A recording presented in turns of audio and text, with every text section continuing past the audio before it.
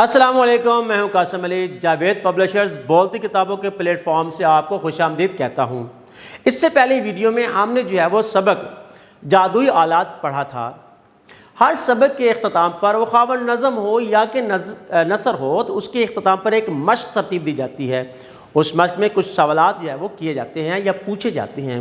ان سوالات کے پوچھنے کا مقصد فقط یہ ہوتا ہے کہ ہم یہ جان سکیں کہ طلباء نے جو سبق پڑھا ہے یا جو نظم پڑھی ہے اس سے متعلق وہ پوچھا جانے والا سوال کا جواب دینے کے قابل ہے یا نہیں ہے، یا انہوں نے سبق ازبر کیا ہے یا نہیں کیا، یا اس کے اہم نکات ان کے ذہن میں ہیں یا نہیں ہیں، کیونکہ سوالات جو ہوتے ہیں سبق کے اہم نکات ہی ہوتے ہیں اور ان سوالات میں سبق سے متعلقہ اہم نکات ہی پوچھے جاتے ہیں۔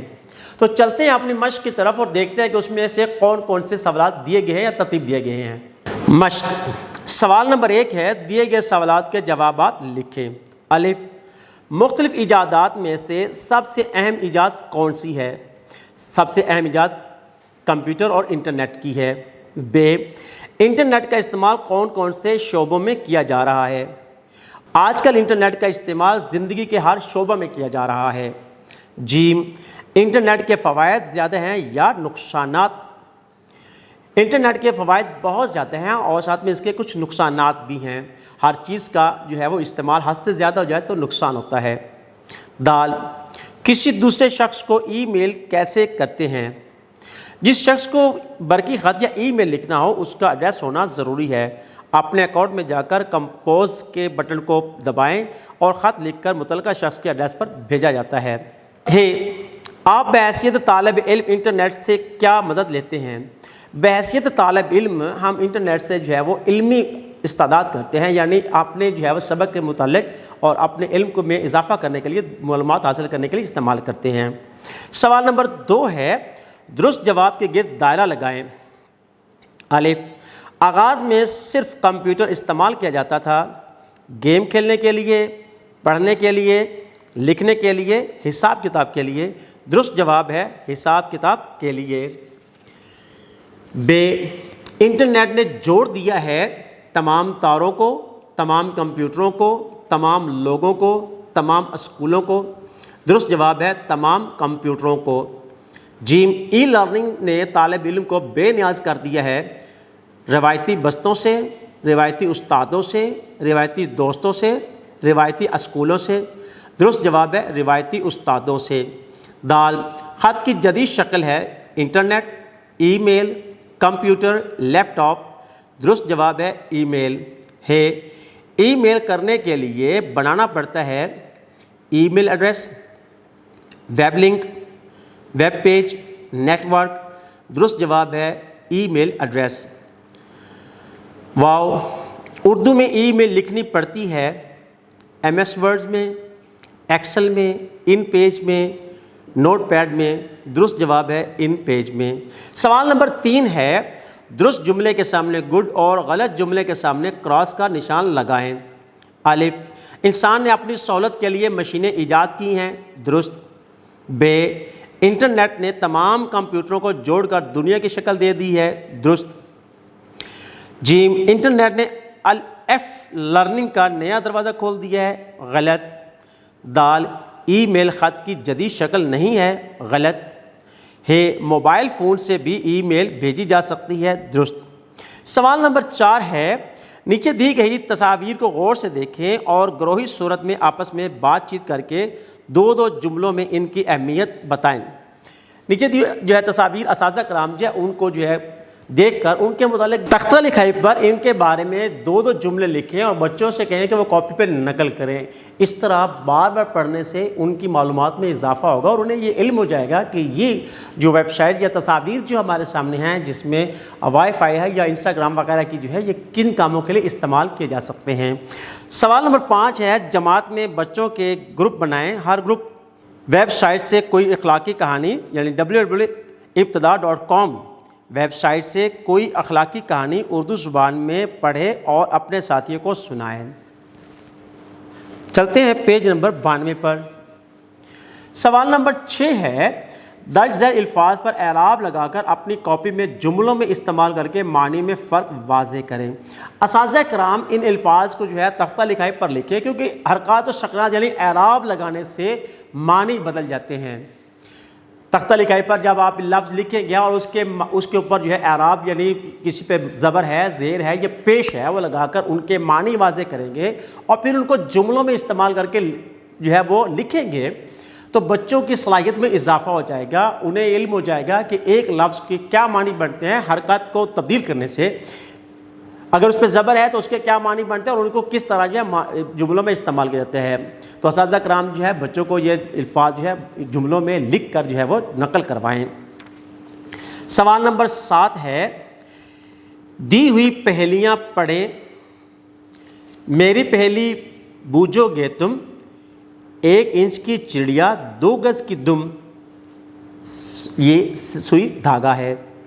ایسا بنگلہ کوئی دکھائے جس میں ایک جہان سمائے، آنکھ جس میں پوری کائنات سما جاتی ہے، پوری دنیا سما جاتی ہے۔ 100 گھوڑے اور 1 لگام، آگے پیچھے چلے تمام، تسبیح اس میں جو ہے وہ 100 دانے ہوتے ہیں اور ایک آگے پیچھے چلتے ہیں۔ جب وہ بولے ایک اکیلا، شہر سنے اس کا واویلا، سائرن جب سائرن بجتا ہے تو پورا شہر جو ہے وہ سنتا ہے۔ دیے گئے جملوں کو غور سے پڑھیں۔ تم نے محنت کی ہوگی، اسلم نے نئے جوتے خریدے ہوں گے، ہم نے روٹی کھائی ہوگی۔ اوپر دیے ہوئے جملوں میں کی ہوگی، خریدے ہوں گے، کھائی ہوگی کو نمایاں کیا گیا ہے۔ یہ ایسے افعال ہیں جن کا گزرے ہوئے زمانے میں کرنے یا ہونے میں شک پایا جائے، جیسے اوپر دیے گئے جملوں میں یہ یقین سے نہیں کہا جا سکتا کہ اسلم نے نئے جوتے خریدے بھی ہوں گے یا نہیں۔ یہی غیر یقینی صورتحال جملوں کو شقیہ جملے بناتی ہے۔ ایسا فعل ماضی جو گزرے ہوئے زمانے میں واقع ہوا ہو لیکن اس کے ہونے میں شک و شبہ پایا جائے، شقیہ جملہ کہلاتا ہے۔ سوال نمبر 8 ہے، دیے گئے جملوں میں ماضی شقیہ کے جملوں کے گرد دائرہ لگائیں۔ اساتذہ کرام ان جملوں کو جو ہے وہ تختہ لکھائی پر لکھیں تاکہ بچوں پر یہ واضح ہو سکے کہ جو ہے وہ شقیہ جملے کون سے ہیں اور مثبت جملے کون سے ہیں۔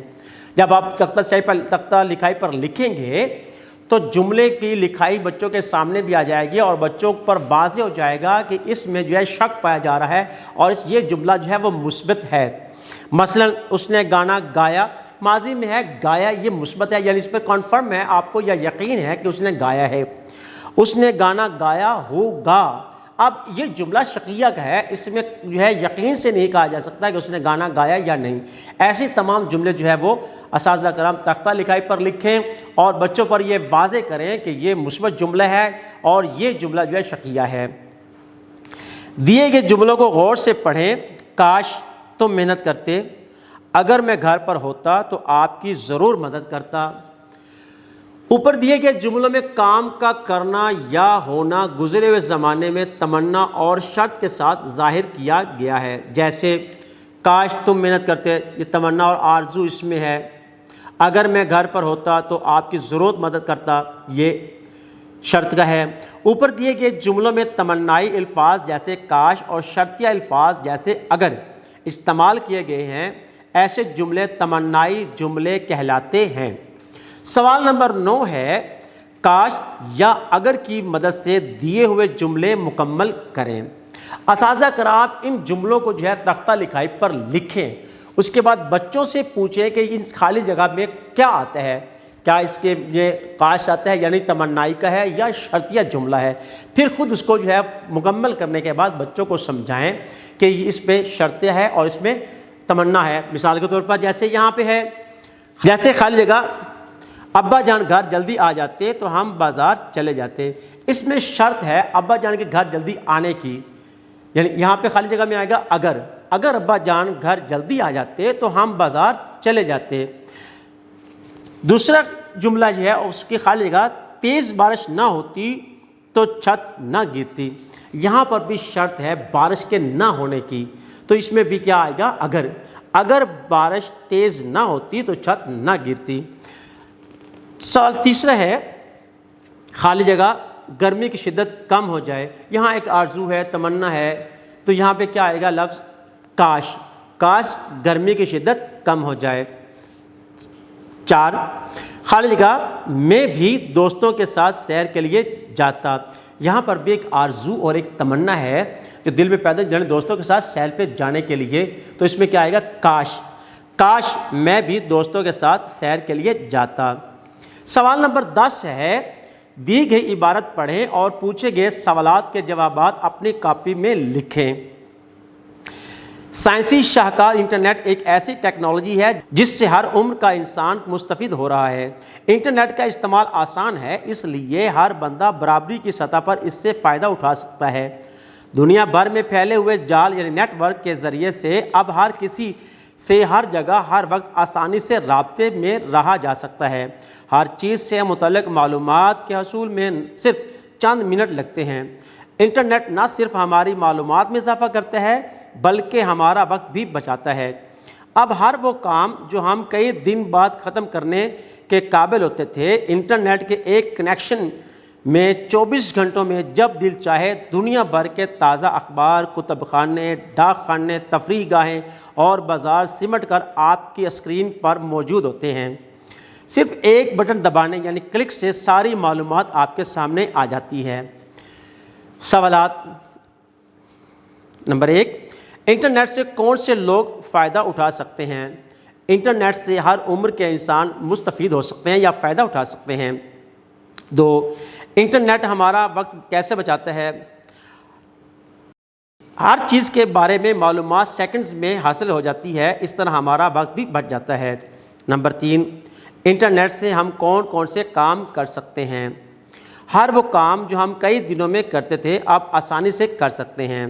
سوال نمبر 11 ہے، انٹرنیٹ کے فوائد اور نقصانات 10 سے 15 جملوں میں اپنی کاپی میں لکھیں۔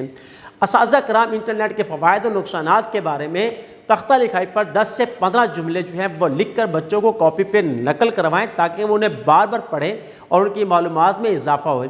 پھر ان کے بعد ان کی کاپی کو چیک کریں کہ کیا ان کا املا بھی درست ہے یا نہیں ہے۔ سوال نمبر 12 ہے، استاد صاحب کی مدد سے اردو زبان میں ای میل لکھنا سیکھیں اور اپنے دوست کو ایک اردو میں ای میل بھیجیں۔ کمپیوٹر سائنس کے ٹیچرز کو چاہیے کہ وہ ای میل جو ہے وہ لکھنے کا طریقہ کار جو ہے تختہ لکھائی پر لکھ کر بچوں کو سمجھائیں تاکہ بچوں میں یہ صلاحیت پیدا ہو سکے، وہ ای میل سے استفادہ کر سکیں۔ ویڈیو دیکھنے کا بہت بہت شکریہ، اپنا بہت سارا خیال رکھیں، جڑے رہیں بولتی کتابوں کے ساتھ۔